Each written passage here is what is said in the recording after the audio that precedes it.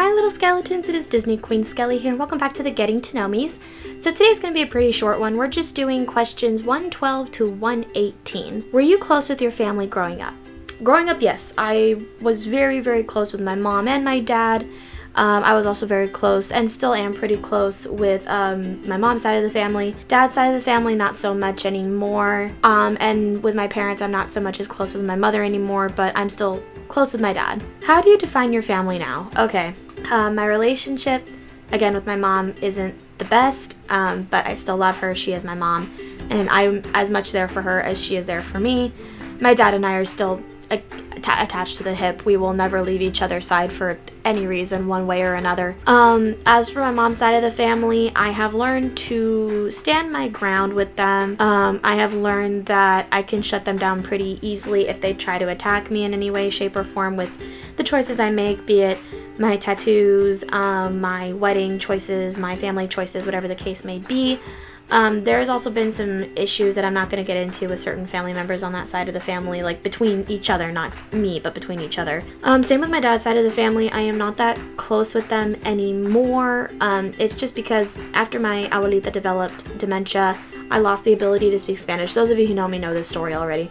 But I lost the ability to speak Spanish, and as you get older, it's very hard to learn a second language, much like it's different than how you retain it as a kid. But in terms of like seeing them, they always ask me if I can understand the language, or I get judged for not speaking the language and stuff like that, and it just really hurts me. And that's why unless they come over here, I don't go to the events anymore to see my dad's side of the family. And again, there has been some internal struggles with the family itself, not going to get into it, but between family members that aren't me. What traits are most important? Jesus Christ, my neighbors. What traits are most important to you in your family members?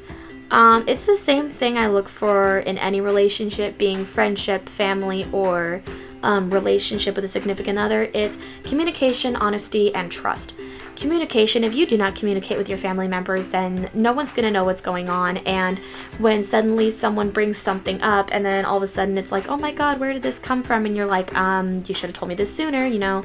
I've had that situation a lot of the times with my parents. I'll say like, oh, we were told this like a couple weeks ago, or they're getting better. But I mean, there was at one point we had something going on, and you know, I was told, oh, well, we just found this out last night. And I'm like, okay, well, what time last night? And they're like, oh, about 6-ish. And it's like, I could have gotten something done then that you're asking me to do now last minute. Just saying. And then the honesty, if you're not honest with each other, you don't have a family, in my opinion, and you don't have friends, you don't have a relationship.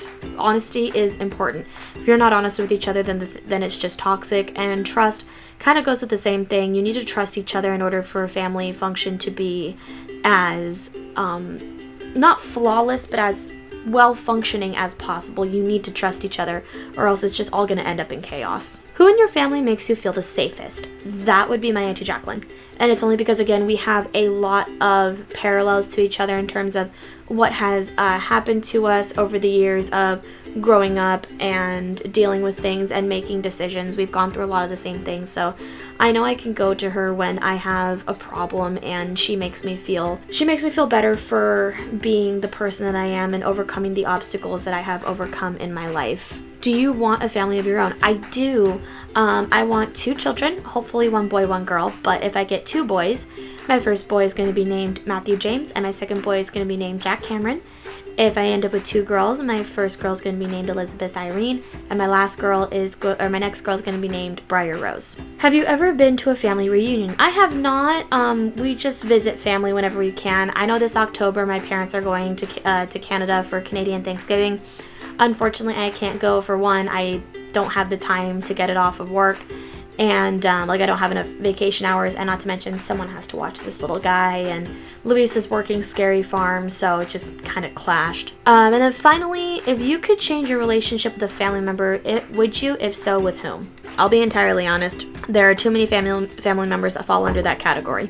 I would say yes, and it would be with my mother, my Theo Art, the one who used to live here, my cousin Luke, my abuelita, my tia Estela. I think that's about it. Oh, and my tia Marta. It's not that we have a bad relationship, it's that it's not as stable as I wish it would be. But anyways, thank you guys so much for watching this short little get to know me. If you feel like answering any of these questions for yourself, please let me know in the comment section down below. But other than that, I will see you guys next time. Bye, little skeletons. Stay safe. I love you guys.